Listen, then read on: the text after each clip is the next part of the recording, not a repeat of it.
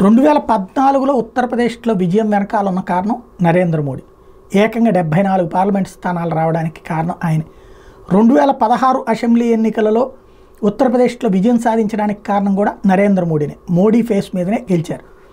అయితే ఆ తర్వాత ముఖ్యమంత్రుల ఎంపిక సందర్భంగా యోగి ఆదిత్యనాథ్ను ముందుకు తీసుకురావడం, యోగి ఆదిత్యనాథ్ తీసుకొచ్చినటువంటి టెంపో ఆ తర్వాత కొనసాగుతూ వచ్చింది.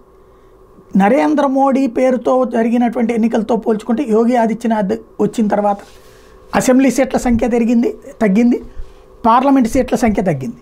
కానీ పర్సంటేజ్ ఆఫ్ ఓట్స్ పెరిగినాయి. ఎందుకంటే మిగతా వాళ్ళందరూ కలిసిపోయి పోటీ చేసినా సరే ఆ పర్సంటేజ్ ఆఫ్ ఓట్లు పెంచడం, సీట్ల పరంగా మిగతా వాళ్ళు కలవడం వల్ల కొంత తక్కువదల చూపించింది 2019లో కానీ, ఆ తర్వాత మొన్న మధ్య జరిగినటువంటి అసెంబ్లీ ఎన్నికల్లో కానీ.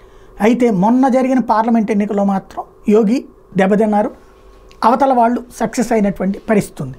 అయితే ఇప్పుడు తాజాగా యోగి ఆదిత్యనాథ్ మళ్ళీ అంటే యోగి చెప్పిన వాళ్ళని కాకుండా కొత్త వాళ్ళకి లిస్టులు ఇచ్చి, లేదా ఒకప్పుడు కాంగ్రెస్ అధిష్టానం అన్న మాటతో ఎట్లా నడిచిందో అట్లాగే నడిపినటువంటి స్టేజీ నుంచి ఇప్పుడు మార్పు చేర్పుల దిశగా కథ నడుస్తుంది.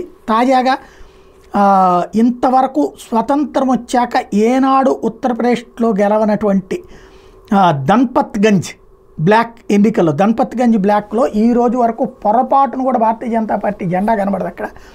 అట్లాంటిది ఫస్ట్ టైం స్వతంత్రం వచ్చిన తర్వాత అక్కడ భారతీయ జనతా పార్టీ గెలవడం అన్నటువంటిది సంచలనం సృష్టించింది. తద్వారా యోగి ఆదిత్యనాథ్కి ఫ్రీ హ్యాండ్ ఇస్తే ఇలా చేసి చూపెడతాడన్నటువంటి చర్చ నడుస్తోంది.